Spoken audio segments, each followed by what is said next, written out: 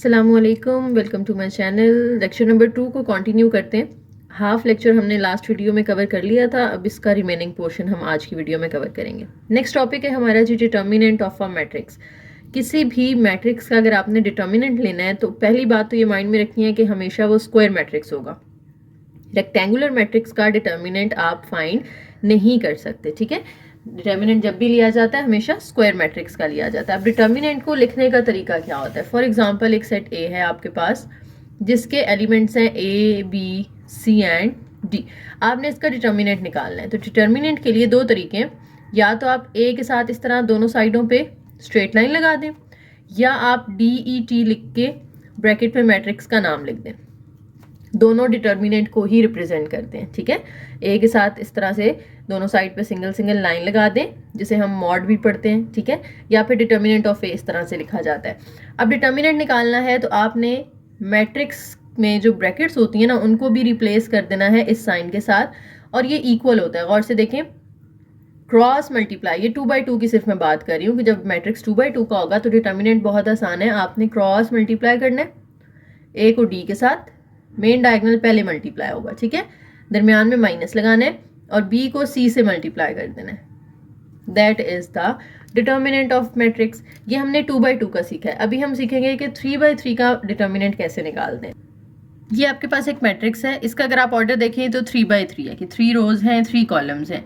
इसका डिटर्मिनेंट लेने के लिए आपने इसको एक्सपैंड कर लेना है। एक्सपैंड कैसे करना है? सबसे पहले तो ये देखें, अगर ये ए है तो इसका डिटर्मिनेंट हम कैसे लिखेंगे? ए के साइड्स पे इस तरह से मॉड लगा दें तो ये ए डिटर्मिनेंट बन जाता है। अब इसको ओपन कैसे करते हैं? आपने इसको किसी भी रो या किसी भी कॉलम से एक्सपैंड कर लेना है। नॉर्मली ये प्रैक्टिस होती है हमारी कि हम इसको रो 1 से एक्सपैंड कर लेते हैं। रो 1 हमारी क्या है? 3, 6 और 2। आपने क्या करना है? 3 लिखना है। ऊपर आप लिख लेंगे कि हम एक्सपैंड किससे कर रहे हैं इसको? Expand bye R1, first row से। फर्स्ट रो में जो 3 आ रहा था वो लिखें, इसके साथ एक 2/2 मैट्रिक्स की जगह छोड़ दें। फिर दूसरा नंबर लिखें। दूसरा नंबर क्या है? 6 है, और दूसरा नंबर नेगेटिव आएगा, ठीक है, -6। फिर आप क्या करें? एक 2/2 की मैट्रिक्स की जगह छोड़ दें। फिर तीसरा नंबर लिखें जो कि 2 है और वो प्लस के साथ आएगा। फिर इसके साथ एक मैट्रिक्स बना दें, ठीक है। फर्स्ट रो में 3 एलिमेंट्स आ रहे थे, तीनों हमने इस तरह से लिख लिए हैं, पहला पॉजिटिव, दूसरा नेगेटिव, तीसरा पॉजिटिव। यानी पहला और तीसरा जो है वो एज इट इज आता है, और जो दरमियान वाला होगा ना उसका आपने साइन चेंज कर देना है। यहाँ पे वो पॉजिटिव था तो इसलिए नेगेटिव हो गया, अगर वो नेगेटिव होता तो आपने उसको पॉजिटिव कर देना था। अब क्या करना है? आपने 3 लिखा है तो 3 वाली रो और 3 वाला कॉलम छोड़ देना है, ठीक है। 3 वाली ये रो है ये भी छोड़ दें, 3 वाला कॉलम भी छोड़ दें। पीछे क्या रह गया? 5 1 2 4। ये आप यहाँ पे लिख लें, 5 1 2 4। इसी तरह से जब 6 है तो 6 वाली रो भी छोड़ दें, 6 वाला कॉलम भी छोड़ दें, तो हमारे पास रह गया 2 1 -1 4 -1 4। इसी तरह से थर्ड एलिमेंट 2 वाली रो भी छोड़ दें, 2 वाला कॉलम भी छोड़ दें, तो 2 5 -1 2 रह जाएगा। अब इसको आपने क्या करना है? जैसे हमने पीछे 2/2 का मैट्रिक्स देखा था ना कि उसमें हम डिटर्मिनेंट लेते हुए क्या करते हैं? क्रॉस मल्टीप्लाई कर देते हैं। तो 3 एज इट इज, अंदर आपने क्रॉस मल्टीप्लाई, क्योंकि डिटर्मिनेंट के साइन लगाए हुए ना हमने, तो ये डिटर्मिनेंट ओपन करना है आपने। 5 को 4 से मल्टीप्लाई करें, दरमियान में हमेशा माइनस आएगा, 1 को 2 से मल्टीप्लाई कर दें। इसी तरह से -6 as it is, 2 4s are 8, दरमियान में हमेशा माइनस, 1 1s are -1 होगा, वो माइनस इस माइनस के साथ क्या हो जाएगा? प्लस हो जाएगा, ठीक है। इस तरह आएगा ना, 8 माइनस और अंदर यू -1, तो वो माइनस माइनस फिर क्या हो जाएगा? प्लस हो जाएगा। इसी तरीके से +2, 2 2s are 4, -5 -1 से मल्टीप्लाई होगा तो -1 आएगा, वो -5 इस को प्लस कर देगा, ठीक है। अब ब्रैकेट सॉल्व कर लें, 20 - 2 18, 8 + 1 9, 2 × 5 + 4 9, 8 3s are हमारे पास 18 3s are सॉरी यहाँ पे आ जाता है 54, -9 6s are 54 + 9 2s are 18। ये दोनों कैंसिल हो जाएंगे तो फाइनल आंसर हमारा 18 आ जाएगा। इस तरह से आप 3/3 का डिटर्मिनेंट ले सकते हैं, ठीक है। होप सो ये क्लियर होगा। अगर नहीं हुआ तो वीडियो को रिवर्स करके दोबारा इसको समझ लें, क्योंकि ये आगे बहुत ज़्यादा यूज़ होना है। आगे वाले लेक्चर्स में हम जैसे जैसे आगे जाएंगे ना, 3/3 का डिटर्मिनेंट लेना आपको आना चाहिए, ठीक है। ये यहाँ पे ही इसको क्लियर कर लें कि कैसे इसको एक्सपेंड करना है, कैसे डिटर्मिनेंट लेना है, ताकि आगे जाके नेक्स्ट लेक्चर्स में कोई प्रॉब्लम ना हो। नेक्स्ट टॉपिक आ जाता है जी ट्रांसपोज ऑफ अ मैट्रिक्स। किसी भी मैट्रिक्स का अगर आपने ट्रांसपोज लेना है, जस्ट आपने उसका ऑर्डर रिवर्स कर देना है, यानी उसकी रोज को कॉलम्स और कॉलम्स को रोज बना देना है। फॉर एग्जाम्पल ये मैट्रिक्स लिखा हुआ है, इसी का आपने ट्रांसपोज लेना है। तो ट्रांसपोज का जो नोटेशन होती है ना, वो ये होती है कि ए के ऊपर आप इस तरह से कैपिटल टी लिख दें या ए के ऊपर स्मॉल टी के साथ आर लिख दें, दोनों का मतलब ट्रांसपोज ही है। तो मैं ये वाली नोटेशन यूज करूंगी, A transpose is equal to. अब लिखते कैसे हैं, आपको जो फर्स्ट रो नजर आ रही है यहाँ पे 362, इसको फर्स्ट कॉलम बना दें, सेकेंड रो को सेकेंड कॉलम बना दें एंड थर्ड रो को थर्ड कॉलम बना दें। ये आपने ट्रांसपोज फाइंड कर लिया, ठीक है। जो मर्जी ऑर्डर हो, जो मर्जी स्क्वायर है, रेक्टेंगुलर है, जैसा भी मैट्रिक्स है, आपने जस्ट क्या करना है, रोज को कॉलम्स बना देना है। कॉलम्स खुद ब खुद रोज बन जाएंगे। देखें हमारा कॉलम था ना 32 - 1, ये अब रो बन चुका है। 652 दूसरा कॉलम था, ये दूसरी रो बन चुकी है। तो आपने कोई एक काम करना है, या रोज को कॉलम बनाना है या कॉलम को रो बनाना है, दूसरा काम ऑटोमेटिकली हो जाता है। एक और एग्जाम्पल कर लेते हैं। जैसे ए है हमारे पास, ABCDEF, तो इसका ए ट्रांसपोज क्या होगा, ये जो ABC फर्स्ट रो है, आपने इसको फर्स्ट कॉलम बना देना है। DEF सेकंड रो है, इसको आपने सेकंड कॉलम बना देना है, ठीक है। तो ये ट्रांसपोज आ गया। अब एक चीज़ यहाँ पे नोटिस करनी है कि देखें ऑर्डर जो है ना वो रिवर्स हो जाता है। यहाँ पे इसका ऑर्डर क्या था, 2/3 था कि 2 रोज थी 3 कॉलम थे। तो ट्रांसपोज का ऑर्डर इसका उलट हो जाएगा, यानी ये 2/3 था, ये 3/2 हो जाएगा। जो कॉलम थे अब वो रोज बन चुकी हैं, जो रोज थी वो अब कॉलम्स बन चुके हैं। तो यहाँ पे देखें 3 हमारे पास रोज आ गई हैं और 2 कॉलम्स आ चुकी। की बुक में यही चीज़ जनरल फॉर्म से समझाई हुई है कि अगर ऑर्डर पहले m क्रॉस n था a का, तो a ट्रांसपोज का जो है वो n क्रॉस m हो जाएगा। यानी जो पहले नंबर ऑफ कॉलम्स थे वो अब नंबर ऑफ रोज बन चुकी होंगी, नंबर ऑफ रोज जो होंगी वो नंबर ऑफ कॉलम्स बन चुके होंगे। नेक्स्ट कुछ प्रॉपर्टीज हैं ट्रांसपोज की जो कि MCQs में पूछी जा सकती हैं। सबसे पहले जी, the transpose of the transpose of a matrix is matrix itself. यानी अगर आपने एक मैट्रिक्स है, लेट्स से यही मैट्रिक्स है ABCD, आपने इसका ट्रांसपोज लिया है, तो वो A ट्रांसपोज क्या होगा, AB जो रो है वो कॉलम बना दें, CT को भी कॉलम बना दें।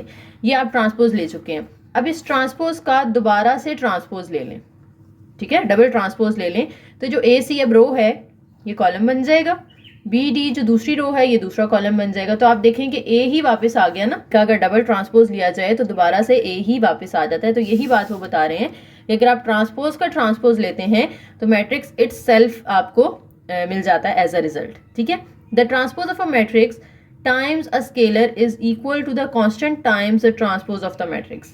मतलब अगर आप एक मैट्रिक्स है 1 2 3 4 और इसके बाहर 2 मल्टीप्लाई हो रहा है, ठीक है, आपने इसका ट्रांसपोज लेना है। अगर आप पहले मैट्रिक्स का ट्रांसपोज ले लें, यानी A का ट्रांसपोज ले लें और बाद में इस 2 को अंदर मल्टीप्लाई करें ट्रांसपोज के साथ, तो आंसर सेम आएगा अगर आप पहले 2 को मल्टीप्लाई करके बाद में ट्रांसपोज ले लें, ठीक है। बात समझ आ रही है कि जैसे देखें ना, पहले 2 को अंदर मल्टीप्लाई कर दें तो 2 1 जार 2, 2 2 जार 4, 2 3 जार 6, 2 4 जार 8 और बाद में अब इसका ये T खोल दें आप, यानी ट्रांसपोज ले लें, ठीक है। या फिर ये है कि आप पहले ट्रांसपोज ले लो और उसके बाद 2 को अंदर मल्टीप्लाई कर दो, तो आंसर तो दोनों सूरतों में सेम आ रहा है। जो पहली सूरत में आया था वही हमारा दूसरी दफ़ा भी आंसर आ रहा है, ठीक है। तो इससे कोई फ़र्क नहीं पड़ता। जनरल फॉर्म में हम इसको कैसे बताएंगे कि अगर K को A से मल्टीप्लाई करके बाद में ट्रांसपोज ले लिया जाए या A का ट्रांसपोज लेके उसको बाद में K से मल्टीप्लाई कर दिया जाए, आंसर विल बी सेम। इसके अलावा एक और प्रॉपर्टी है यहाँ पे कि अगर 2 मैट्रिसेस मल्टीप्लाई हो रहे हैं और आपने उसका ट्रांसपोज लिया है, होल ट्रांसपोज, यानी पहले मल्टीप्लाई कर लिया उसके बाद ट्रांसपोज लिया, या फिर आप पहले दोनों का ट्रांसपोज ले लें और बाद में मल्टीप्लाई करें, लेकिन ऑर्डर चेंज हो जाएगा। आपको पता है ना, मल्टीप्लिकेशन में ऑर्डर चेंज करने से आंसर चेंज हो जाता है। तो ऑर्डर आपने लाजमी यहाँ पे चेंज करना है कि जो ट्रांसपोज में कि जो बाद वाला मैट्रिक्स होगा ना उसका ट्रांसपोज पहले आएगा और A का ट्रांसपोज बाद में। अगर यही 3 मैट्रिसेस होते A, B और C मल्टीप्लाई करके आपने होल ट्रांसपोज लेना है, तो ये इक्वल होता पहले C ट्रांसपोज, फिर B ट्रांसपोज, फिर A ट्रांसपोज। तो लेफ्ट हैंड साइड और राइट हैंड साइड का आंसर सेम आएगा यहाँ पर कि पहले तीनों का प्रोडक्ट लेके जो आंसर आए उसका ट्रांसपोज ले लो, या तीनों का ट्रांसपोज अलग अलग लेके फिर इस ऑर्डर में मल्टीप्लाई कर लो, तो आंसर लेफ्ट और राइट हैंड साइड का सेम आने वाला है। उसके बाद है जी, the transpose of the sum of 2 matrices equivalent to the sum of their transposes, यानी पहले दो मैट्रिसेस ऐड कर लें और उसके आंसर का ट्रांसपोज ले लें, या दोनों के ट्रांसपोज लेके फिर उनको ऐड कर लें, दोनों सूरतों में आंसर सेम आता है। ठीक है, मल्टीप्लाई वाला मैं आपको ऑलरेडी बता चुकी हूँ। उसके बाद आया same is true for product of multiple matrices, यानी जैसे हमने ये 2 का पढ़ा था ना, इसी तरह से 3 का भी हो सकता है, तो ये भी मैं आपको एक्सप्लेन कर चुकी हूँ। उसके बाद आगे आ गई है जी example, the transpose of A is this. तो ट्रांसपोज तो लेना आ गया ना आपको, अभी मैंने इसी एग्जाम्पल का पीछे आपको ट्रांसपोज लेकर दिखाया है। ठीक है, बी पार्ट में कहते हैं कि ये 503 है, आपने इसका ट्रांसपोज लेना है। तो देखें 503 एक कॉलम है ना, आपने इसको रो बना के लिख देना है, तो ये ट्रांसपोज आ जाएगा। नेक्स्ट है जी मल्टीप्लिकेटिव इनवर्स। मल्टीप्लिकेटिव इनवर्स कैसे फाइंड करते हैं, इसका सबसे पहले हमें फॉर्मूला देखना पड़ेगा, लेकिन उससे पहले आपने याद रखना है कि जब आप मल्टीप्लिकेटिव इनवर्स लेंगे ना, तो इसके लिए भी कंडीशन क्या है कि matrix should be square matrix. Rectangular matrix का आप फाइंड नहीं कर सकते इनवर्स, क्योंकि इनवर्स में ना डिटर्मिनेंट चाहिए होता है। अभी हम फॉर्मूला देखेंगे ना, तो उसमें हमें पहले डिटर्मिनेंट फाइंड करना पड़ता है, उसके बाद इनवर्स आता है। तो डिटर्मिनेंट के लिए हमने पढ़ा था कि matrix should be a square matrix, तो इसलिए अगर डिटर्मिनेंट ही नहीं आएगा, अगर मैट्रिक्स रेक्टेंगुलर होगा तो हम डिटर्मिनेंट ही नहीं फाइंड कर सकते, और अगर डिटर्मिनेंट फाइंड नहीं कर सकेंगे तो हम उसका इनवर्स भी फाइंड नहीं कर सकेंगे। इसलिए matrix must be a square matrix, तभी आप उसका डिटर्मिनेंट लेंगे और फिर उसका इनवर्स लेंगे। ठीक है, अब इनवर्स को लिखते कैसे हैं, ए का इनवर्स लेना है तो ए के ऊपर छोटा सा इस तरह आपने पावर में -1 लगा देना है, तो ये ए का इनवर्स हो जाएगा। अब ए इनवर्स का फॉर्मूला होता है 1/a determinant multiply by adjoint of A. Determinant से तो आप वाकिफ हैं, हमने पीछे पढ़ा है कि डिटर्मिनेंट 2/2 का या 3/3 का कैसे निकाला जाता है। एडजॉइंट अभी हम सीखेंगे कि हम कैसे निकालते हैं। ठीक है, इसी फॉर्मूला को आप इस तरह भी लिख सकते हैं कि 1 को और एडजॉइंट को मल्टीप्लाई करो, ऊपर एडजॉइंट ऑफ ए आ जाएगा और नीचे ए का डिटर्मिनेंट आ जाएगा। तो ये फॉर्म याद कर लें या ये फॉर्म याद कर लें, एक ही बात है। एक प्रॉपर्टी यहाँ पे डिस्कस हुई भी है कि आप जब भी किसी मैट्रिक्स को उसके इनवर्स के साथ मल्टीप्लाई करते हैं ना, तो हमेशा आइडेंटिटी मैट्रिक्स आंसर में मिलता है आपको। ये आपने एमसीक्यूज के लिए याद रखना है। ठीक है, या अगर आपके पास लिखा हो कि ए बी को मल्टीप्लाई करके आई आ रहा है, तो इसका मतलब होगा कि ए और बी एक दूसरे के क्या है, मल्टीप्लिकेटिव इनवर्स हैं, क्योंकि 2 इनवर्सेस को ही मल्टीप्लाई करके आई आता है, इसके अलावा आई नहीं आता। एग्जाम्पल कर लेते हैं कि जिसमें हम देखेंगे कि इनवर्स कैसे निकालते हैं। A is given, a is equal to 1 4 2 10। आपने इसका इनवर्स निकालना है। अब इनवर्स के लिए हमें देखें 2 चीजें चाहिए, एक तो चाहिए डिटर्मिनेंट, दूसरा एडजॉइंट। पहले हम इसका डिटर्मिनेंट निकाल लेते हैं, क्योंकि ये 2/2 का है तो बहुत आसान है डिटर्मिनेंट निकालना। जस्ट आपने क्रॉस मल्टीप्लाई कर देना है, 1 को 10 से मल्टीप्लाई कर दें, -2 4 जार कर दें, 8 आ जाएगा, तो ये आपने डिटर्मिनेंट निकाल लिया। अब हमें चाहिए जी एडजॉइंट ऑफ ए। एडजॉइंट 2/2 का और तरीका है, 3/3 का और तरीका है।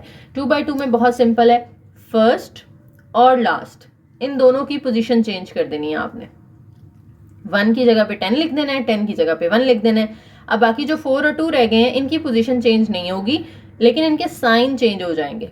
पहले दोनों पॉजिटिव थे, अब आपने दोनों को नेगेटिव कर देना है। अगर ये ऑलरेडी किसी के साथ नेगेटिव होता तो हम उसको पॉजिटिव कर देते। ठीक है, तो 2/2 मैट्रिक्स का एडजॉइंट कैसे निकाला जाता है, फर्स्ट और लास्ट नंबर की पोजीशन चेंज कर देनी है, बाकी दोनों नंबर्स के साइन चेंज कर देने हैं। अब जो 2 चीजें रिक्वायर्ड थी वो हमारे पास आ चुकी हैं। अब हम इनवर्स का फॉर्मूला लगाएंगे। यहाँ पर इनवर्स का फॉर्मूला हमने पढ़ा 1/a determinant into adjoint of A. A determinant हमारे पास 2 आया है, एडजॉइंट आया है जी 10 -4 -2 और 1। अब ये देखें 2 यहाँ डिवाइड हो रहा है ना, तो अंदर भी आपने उसको हर मैट्रिक्स के साथ क्या कर देना है, डिवाइड कर देना है। तो 10 के साथ भी 2 डिवाइड हो जाएगा, फिर -4 के साथ 2 डिवाइड हो जाएगा, -2/2 एंड 1/2। अब जहाँ कटिंग होती है कर दें, जहाँ नहीं होती वो एज इट इज रहने दें। तो ये हमारा ए इनवर्स आ गया। आप अब चेक कर सकते हैं, अगर आप ए को ए इनवर्स से मल्टीप्लाई करेंगे तो आंसर आइडेंटिटी मैट्रिक्स ही आएगा। मल्टीप्लाई करना हमने लास्ट लेक्चर में सीखा था ना, तो आप वहां से दोबारा अपना कॉन्सेप्ट रिवाइज करके, या अगर आपने वो सुना है तो आपको उम्मीद है समझ आ गई होगी कि कैसे मल्टीप्लिकेशन होती है।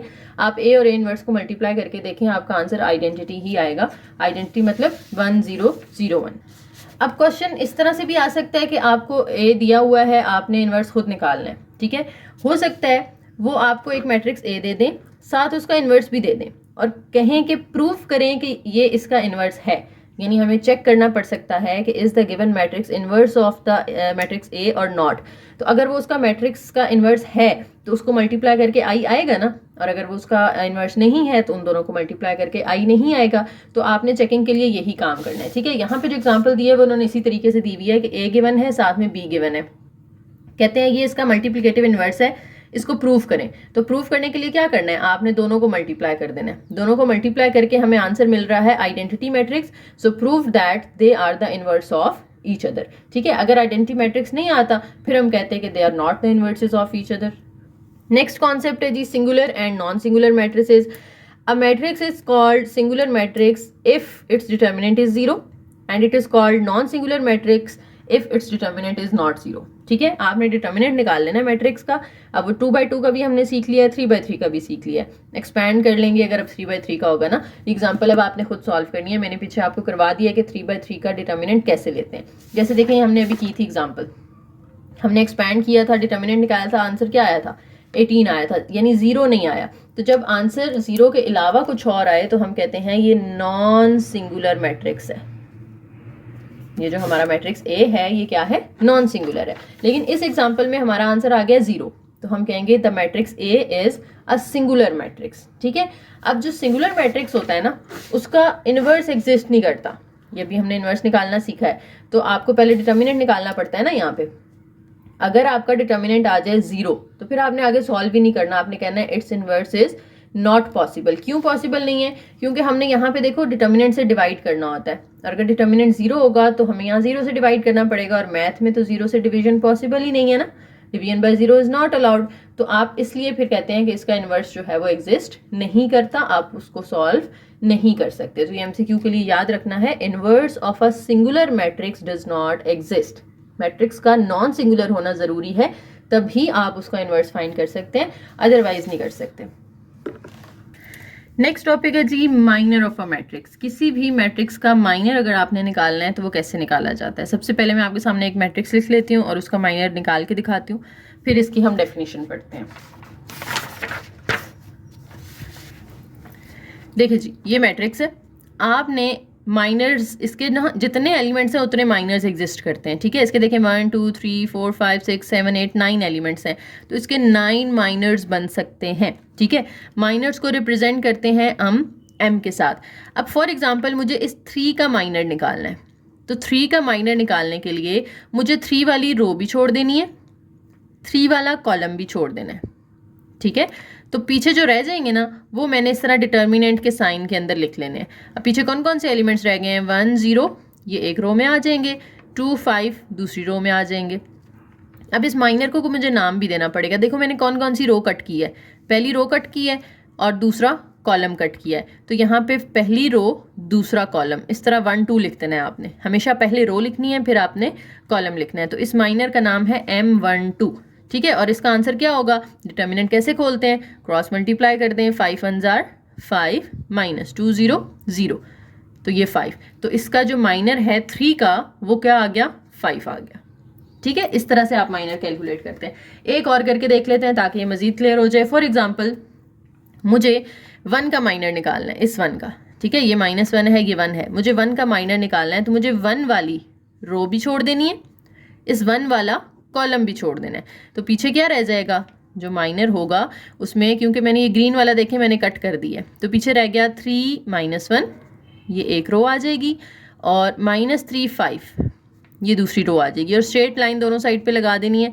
इसको अब खोल लेंगे, 5 3 जार 15, दरमियान में माइनस, ये +3 हो जाएगा, तो 15 - 3 कितना आ जाएगा, 12। अच्छा इस माइनर का नाम क्या होगा, कौन कौन सी रो और कॉलम काटा है हमने, पहले रो देखते हैं ना हम, सेकंड रो कट की है हमने और फर्स्ट कॉलम कट किया है, तो इसका नाम होगा 2 1। इसी तरह से 5 का माइनर निकालना होगा, तो 5 थर्ड रो में है और थर्ड कॉलम में है, तो इसका जो माइनर बनेगा वो M3 3 बनेगा। और इसी तरह आपने इसकी third row third column cut करके 2 3 1 1 इस तरह से इसको खोल लेना है, तो ये माइनर आ जाएगा, ठीक है। तो माइनर समझ में आ गया कैसे निकालते हैं। अब इसके बाद जो आता है वो होता है जी टॉपिक कोफैक्टर का। माइनर्स को ही यूज़ करते हुए हम कोफैक्टर्स निकालते हैं, वो कैसे निकालते हैं इसकी भी हम देख लेते हैं एग्जाम्पल करके डायरेक्ट, ताकि आपको अच्छे से समझ आ जाए।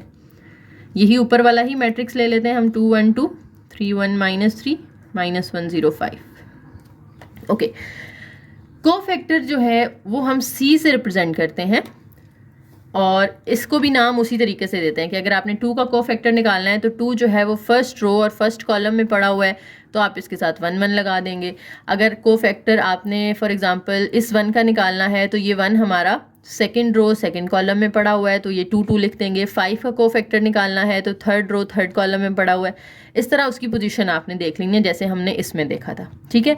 अब कोफैक्टर का फॉर्मूला क्या होता है? इसका फॉर्मूला होता है -1 और इसकी पावर में रो प्लस कॉलम। यहाँ रो को ना आपकी बुक में आई कहा है, कॉलम को जे कहा है, तो उन्होंने -1 की पावर में लिखा है आई प्लस जे।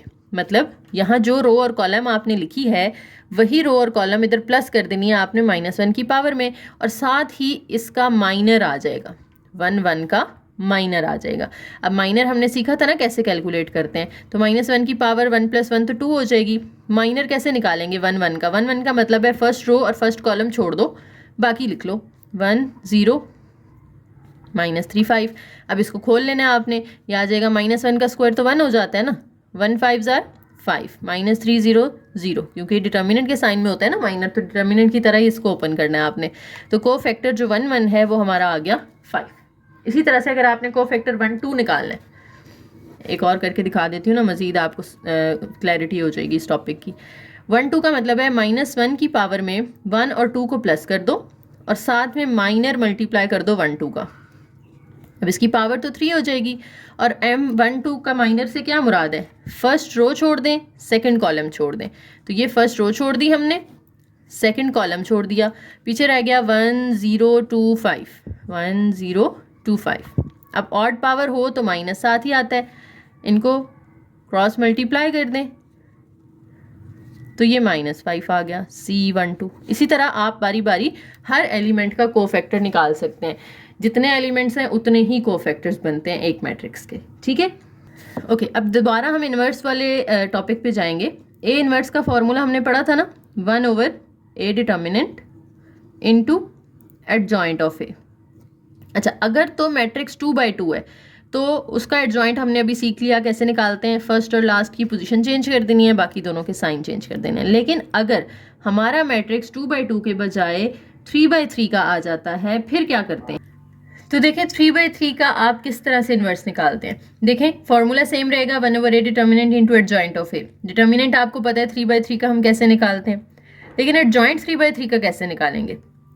उसके लिए आपने क्या करना है, हर एलिमेंट का कोफैक्टर निकालना है, जैसे ही हमने यहाँ पे कोफैक्टर्स बनाना सीखे थे, और सारे कोफैक्टर्स को एक मैट्रिक्स में लिख के उसका ट्रांसपोज ले लेना है, ठीक है। सी क्या शो कर रहा है? कोफैक्टर्स को शो कर रहा है, और उनका ट्रांसपोज ले लेना है तो आपके पास एडजॉइंट आ जाएगा, ठीक है। एग्जाम्पल करते हैं इसकी डिटेल के साथ, फिर आपको ये मजीद क्लियर हो जाएगा। ये देखें जी, एक मैट्रिक्स है 2 2 0 -2 1 1 3 0 1। इसका आपने इन्वर्स निकालना है, ठीक है। You have to find inverse for this matrix. अब इसमें हमें इन्वर्स में दो चीज़ों की ज़रूरत होती है, डिटर्मिनेंट की भी और एडजॉइंट की भी। डिटर्मिनेंट 3/3 का कैसे निकालना है ये भी आपका यहाँ पे रिवाइज हो जाएगा। क्या करना है आपने, यहाँ ये स्ट्रेट लाइन लगा देनी है, इन डिटर्मिनेंट का साइन लगा देना है और उसके अंदर ये सारे आपने एलिमेंट्स लिख देने हैं। डिटर्मिनेंट का साइन लगाने के बाद अब इसको आपने एक्सपैंड कर लेना। आप चाहें तो उसको रो 1 से एक्सपैंड कर लें, रो 2 से कर लें, रो 3 से कर लें, या कॉलम 1 कॉलम 2 कॉलम 3 से। लेकिन हम अपनी प्रैक्टिस क्या रखेंगे, आगे भी हम हमेशा रो 1 से ही किया करेंगे। जहाँ कहीं ज़रूरत पड़ेगी कहीं और करने की तो मैं आपको बता दूंगी, लेकिन आंसर सेम आता है, आंसर पर कोई फ़र्क नहीं पड़ता। लेकिन नॉर्मल प्रैक्टिस यही होती है कि हम रो 1 से एक्सपैंड कर लें। रो 1 में आ रहा है 2 2 0, 2 लिखेंगे, एक 2/2 का मैट्रिक्स बना लेंगे, फिर नेक्स्ट -2 लिखेंगे, फिर 2/2 का मैट्रिक्स बना लेंगे, फिर ये तीसरा एलिमेंट +0 लिखेंगे, 2/2 का मैट्रिक्स बना लेंगे, ठीक है। ये याद है ना, पहला और लास्ट सेम आते हैं, यानी ये दोनों पॉजिटिव थे फर्स्ट और लास्ट, तो ये भी पॉजिटिव होंगे। जो सेंटर वाला है उसका साइन आपने चेंज कर देना होता है यहाँ पे, ठीक है। अब 2 के अंदर मैट्रिक्स जब लिखना है तो क्या करना है, 2 वाली रो भी छोड़ देनी है आपने, 2 वाला आपने कॉलम भी छोड़ देना है, तो पीछे रह गया 1 1 0 1, ये यहाँ लिख लें। फिर ये दूसरा 2 है, इस दूसरे 2 वाली रो यही बनेगी और दूसरे 2 वाला ये कॉलम छोड़ दें, तो पीछे आपको जो जो नज़र आ रहे हैं -2 1 3 1 ये लिख लें। फिर 0 वाली रो भी छोड़ दें, 0 वाला कॉलम भी छोड़ दें, तो -2 1 3 0 रह जाएगा। अब इसको सॉल्व कर लें। 2/2 का कैसे खोलते हैं डिटर्मिनेंट, क्रॉस मल्टीप्लाई कर देते हैं, 1 1 जार 1, 0 1 जार 0, फिर -2, -2 1 jar -2, -3 1 jar 3, plus 0 into -2 0 0, 3 1 jar 3। अच्छा, हमेशा याद रखना है मेन डायगनल जो है ना मल्टीप्लाई करके पहले लिखना है, दूसरा डायगनल आपने बाद में लिखना है, इसको पहले नहीं लिखना, वो आंसर चेंज हो जाएगा आपका। 2 इंटू 1 -0 1 आ जाएगा, ये -5 आ जाएगा ब्रैकेट में, और ये -3 आ जाएगा। 2 1 जार 2, 5 2 जार माइनस माइनस ये हो जाएगा +10, और 0 किसी भी नंबर से मल्टीप्लाई हो तो 0 होता है। तो ए डिटर्मिनेंट हमारे पास आ गया जनाब 12। इसके बाद हमने निकालना है एडजॉइंट, लेकिन एडजॉइंट के लिए मैंने आपको कहा था कि हमने कोफैक्टर्स निकालने होते हैं। जब सारे कोफैक्टर्स को हम लिख लेंगे एक मैट्रिक्स के अंदर, फिर हमने क्या करना है, उसका ट्रांसपोज लेना है, तो हमारे पास एडजॉइंट आ जाएगा।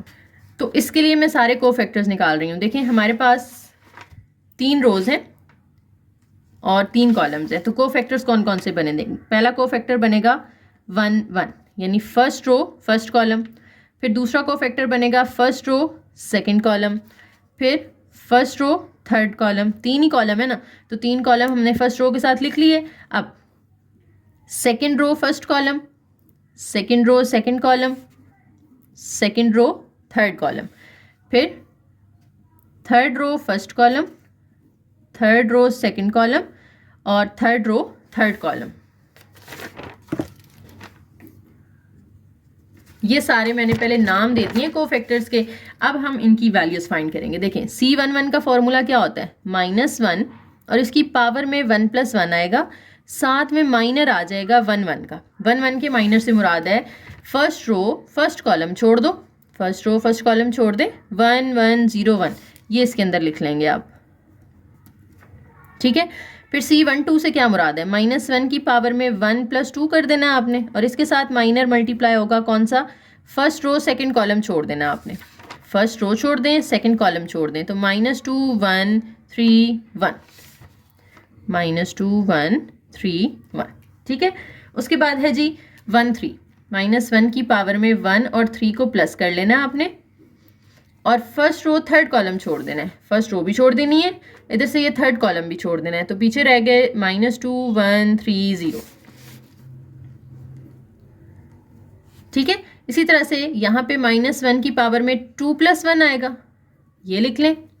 अब सेकंड रो छोड़ देनी है, फर्स्ट कॉलम छोड़ देना है, ये सेकंड रो है ना दरमियान वाली, ये आप लोगों ने छोड़ देनी है, इधर से ये फर्स्ट वाला कॉलम छोड़ देना है, ये सेकंड रो फर्स्ट कॉलम छोड़ दिया, पीछे क्या रह गया हमारे पास 2 0 0 1, 2 0 0 1, फिर -1 की पावर में 2 + 2 कर देना है, इसका माइनर लिख लेना है साथ में, यानी सेकंड रो भी छोड़ देनी है, सेकंड कॉलम भी छोड़ देना है, ठीक है। मैं काफ़ी डिटेल के साथ आपको एक एक स्टेप बता रही हूँ ताकि ये अच्छे से आपका क्लियर हो जाए, ये लॉन्ग में भी आ सकता है question. Second row second column छोड़ दें, ये सेकंड रो है ये सेकंड कॉलम है, ये छोड़ दें, तो 2 0 3 1, ये बाकी रह जाएगा, ठीक है जी। उसके बाद -1 की पावर में 2 + 3 है, सेकंड रो छोड़ दें थर्ड कॉलम छोड़ दें, ये सेकंड रो पूरी छोड़ देनी है आपने, थर्ड कॉलम पूरा छोड़ देना है, तो 2 2 3 0 बाकी बचेगा। फिर -1 की पावर में क्या आ जाएगा, 3 + 1, 3 + 1 लिख के अब थर्ड रो छोड़ दें, फर्स्ट कॉलम छोड़ दें, थर्ड रो ये वाली पूरी ये छोड़ देनी है आपने, इधर से ये फर्स्ट कॉलम छोड़ देना है, तो हमारे पास रह गया 2 0 1 1, ठीक है जी। फिर -1 की पावर में 3 + 2 आ जाएगा, अब थर्ड रो सेकंड कॉलम छोड़ देना है, तो मैं डायरेक्ट यहाँ पे लिख रही हूँ थर्ड रो और सेकंड कॉलम छोड़ें तो 2 -2 0 1 रहता है। फिर C33 के अंदर क्या होगा, -1 की पावर में 3 + 3 और इसका माइनर, यानी थर्ड रो थर्ड कॉलम छोड़ दें, तो थर्ड रो थर्ड कॉलम छोड़ दें, 2 2 -2 1,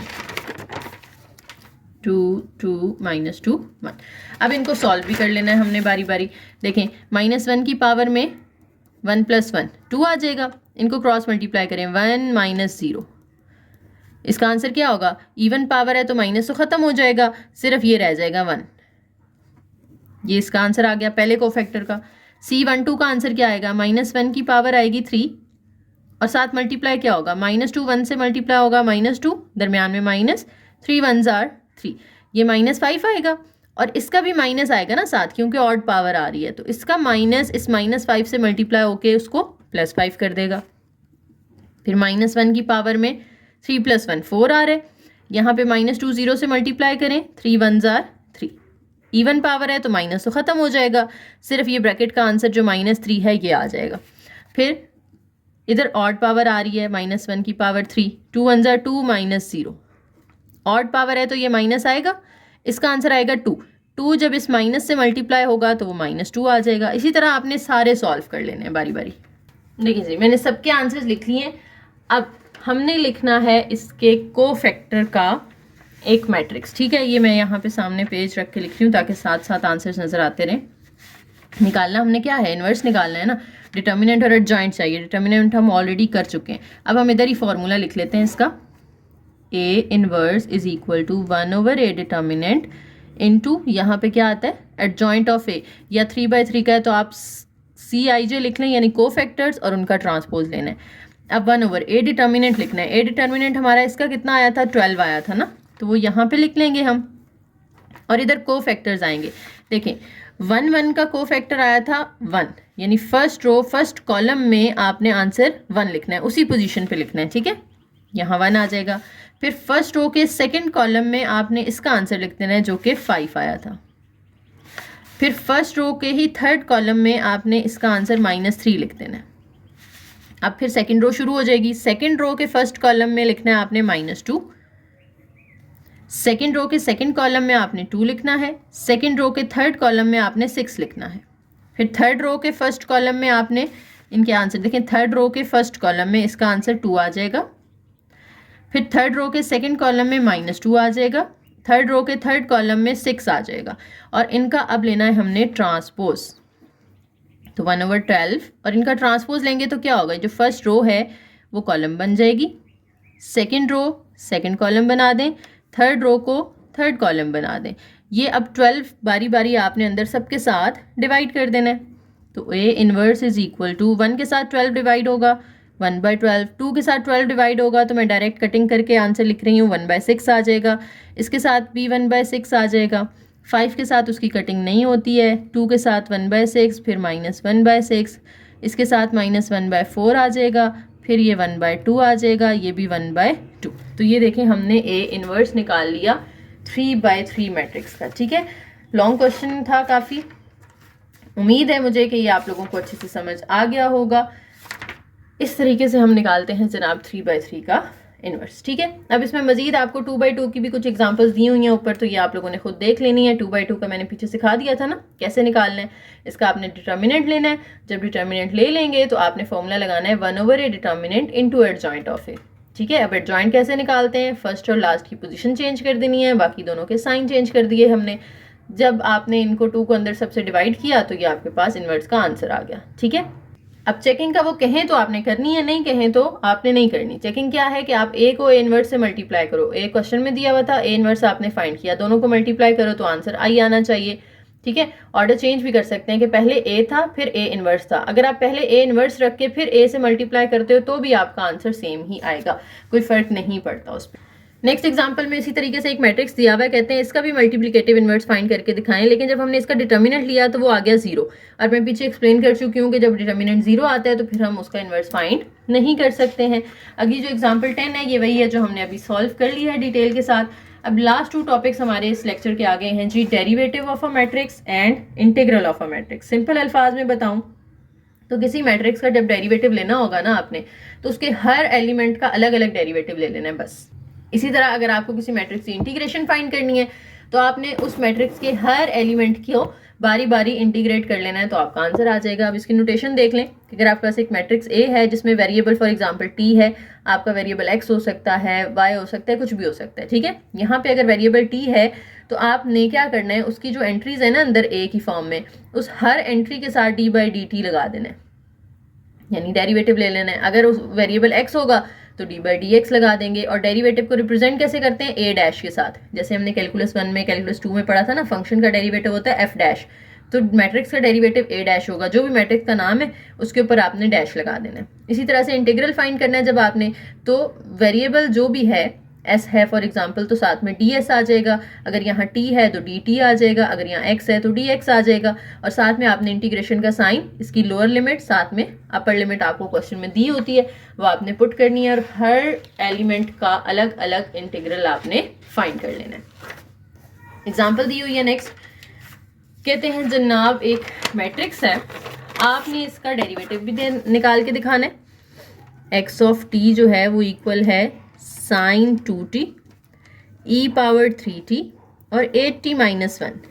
इसका डेरिवेटिव लें यानी एक्स डैश टी फाइंड करें, फिर इसका इंटीग्रल भी लेना है।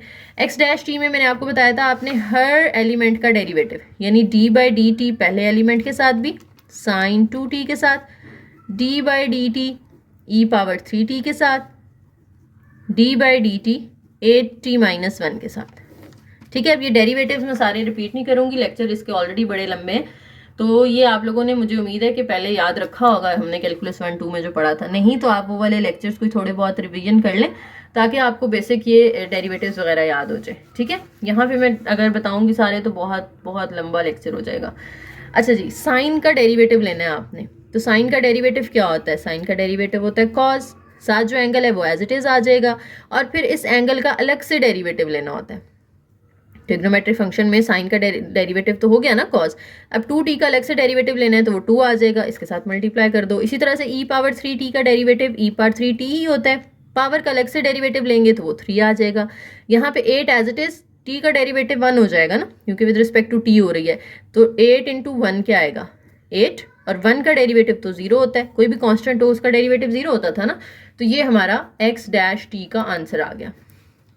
इसी तरह से अगर आपने इसकी इंटीग्रेशन करनी है तो x ऑफ t के साथ आपने इस तरह से dt लगा देना है, साथ में इंटीग्रेशन, और इधर लिमिट्स उन्होंने क्वेश्चन में दी नहीं है लेकिन सोल्यूशन में उन्होंने लिखी हुई हैं, तो ये नॉर्मली क्वेश्चन में दी होती हैं। ठीक है, हो सकता है यहाँ पे कोई मिसप्रिंटिंग हुई हो, तो आपने इस तरह से लिमिट्स लिख लेनी है जो भी आपको सवाल में दी होंगी। इस सवाल में जो लिमिट्स हैं वो 0 से t तक है, आपने इंटीग्रेशन कर देनी है हर एलिमेंट की।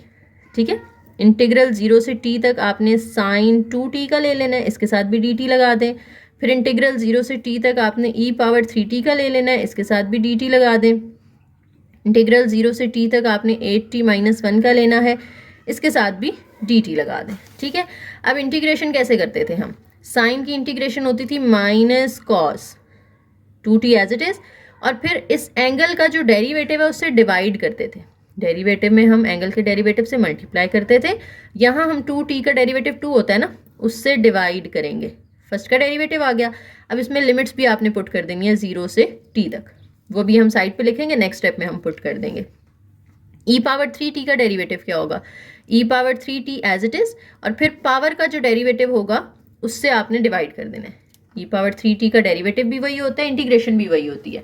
उधर हम पावर का डेरिवेटिव 3 आ रहा था उससे मल्टीप्लाई कर रहे थे, यहाँ हम उससे डिवाइड करेंगे, साथ में आपने लिमिट्स लगा देनी है 0 से t तक।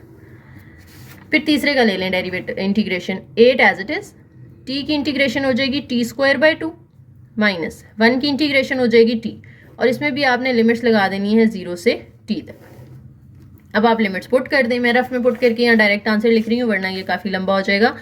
हमने इधर 2t की जगह पहले t पुट करना है, माइनस कॉस 2, इधर पहले अपर लिमिट पुट करते हैं ना फिर लोअर लिमिट पुट करते हैं, तो t की जगह t ही पुट करेंगे तो वो t रहेगा, नीचे 2 एज इट इज, फिर माइनस लगा के आप लोअर लिमिट पुट करते हो। लोअर लिमिट क्या है इसकी? 0 है, तो 2 इंटू 0 0 होगा ना, तो यहाँ पे आ जाएगा cos 0 ओवर 2, बाहर माइनस था तो मैंने ब्रैकेट लगा दिया, ये रफ वर्क कर रही हूँ मैं। ठीक है, फिर e power 3t, upper limit t है तो t की जगह t रहने दें, नीचे 3 एज इट इज, माइनस लगा के फिर लोअर लिमिट पुट करेंगे तो ये 0 पुट कर दें आप, नीचे 3। इसी तरह से यहाँ पे 8 t का स्क्वायर है तो वो t स्क्वायर ही रहेगा क्योंकि t की जगह t पुट करना है ना आपने, ओवर 2, इस t की जगह भी t पुट करना है, तो ये अपर लिमिट पुट कर ली, माइनस लगा के आपने लोअर पुट करनी होती है। लोअर देखो 0 है, यहाँ 0 पुट करेंगे, यहाँ 0 पुट करेंगे तो पूरा ही 0 हो जाएगा ना, तो डायरेक्टली हम इसकी जगह पे 0 लिख देते हैं। अब अपना आंसर देखेंगे हम, cos 0 1 होता है, ये हो जाएगा 1/2, और माइनस अंदर मल्टीप्लाई करेंगे तो ये फाइनल आंसर बनेगा minus cos 2t over 2 plus 1/2, क्योंकि cos 0 1 हो जाएगा ना, और माइनस माइनस प्लस हो जाएगा। इसी तरह से e power 3t over 3 minus e power आ जाएगा 0, किसी चीज़ की पावर 0 हो तो वो 1 होता है, और नीचे 3 एज इट इज़। इसी तरह से यहाँ पे 8/2 की कटिंग होके 4 रह जाएगा, 4t² माइनस टी। ये आपके पास आ गया जी इंटीग्रल इस सेट का, इस मैट्रिक्स का। ओके, नेक्स्ट एक्सरसाइज दी हुई है कुछ, मैं आपको थोड़ा बहुत गाइड कर देती हूँ, बाकी आपने इसको खुद प्रैक्टिस करना है। हम पूरे लेक्चर में सारे टॉपिक्स डिटेल से डिस्कस करके आए हैं, ठीक है। Write the sum as a single column matrix, यानी इसको आपने सिंगल मैट्रिक्स के तौर पे लिखना है। तो क्या करेंगे, 3t को पहले अंदर इन बारी बारी सबके साथ मल्टीप्लाई करेंगे, क्योंकि 3t यहाँ मल्टीप्लाई हो रहा है ना, तो 3t 2 के साथ मल्टीप्लाई होगा तो ये हो जाएगा 6t, 3t t के साथ मल्टीप्लाई होगा 3t², 3t -1 से मल्टीप्लाई होगा तो -3t, ये पहला मैट्रिक्स है। प्लस t -1 को -1 से मल्टीप्लाई करें, ये -t+1 हो जाएगा। इसको -t से मल्टीप्लाई करेंगे तो ये -t² + t हो जाएगा। इसको 3 से मल्टीप्लाई करेंगे तो ये 3t - 3 हो जाएगा। 2 को अंदर सबसे मल्टीप्लाई कर दें, 6t, 2 4s are 8, 2 5s are -10t। अब ये जो बाहर मल्टीप्लाई हो रहे थे वो हमने अंदर मल्टीप्लाई कर दिए हैं। अब ये सारे आपस में प्लस माइनस हो रहे हैं ना, तो इनको कर दें 6t+। अब प्लस जो है वो अंदर साइन तो चेंज नहीं करता, ये एज इट इज़ रहेगा, लेकिन माइनस अंदर साइन को चेंज कर देता है। तो फर्स्ट रो हमने सबकी करस्पॉन्डिंग एलिमेंट्स ऐड कर लिए। दूसरा एलिमेंट इकट्ठा कर लें, 3t², फिर इसका दूसरा है -t² + t, और ये -8।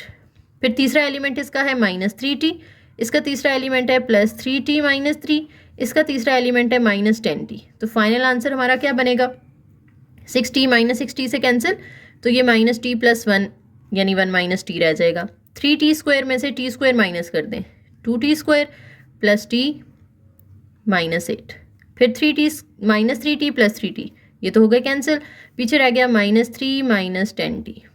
ये हमारे पास सिंगल मैट्रिक्स बन चुका है। इसी तरीके से आपने दूसरे को भी सॉल्व करना है। देखिए दोनों मैट्रिसेस आपस में क्या हो रहे हैं, मल्टीप्लाई हो रहे हैं ना, तो फर्स्ट रो को आपने फर्स्ट कॉलम से मल्टीप्लाई कर देना है। 1t से मल्टीप्लाई होगा, -3 इससे मल्टीप्लाई होगा, -6t + 3 आ जाएगा, और 4 इससे मल्टीप्लाई होगा तो -4t। देखिए फर्स्ट रो को मैंने फर्स्ट कॉलम से कर लिया। अब सेकंड कॉलम तो यहाँ कोई है नहीं, तो फिर सेकंड रो पे आ जाते हैं। अब सेकंड रो फर्स्ट कॉलम से मल्टीप्लाई होगी तो आंसर भी हम सेकंड रो में लिखेंगे। तो 2t से मल्टीप्लाई होगा, फिर 5 2s are 10t - 5, -1 इससे मल्टीप्लाई होगा तो +t।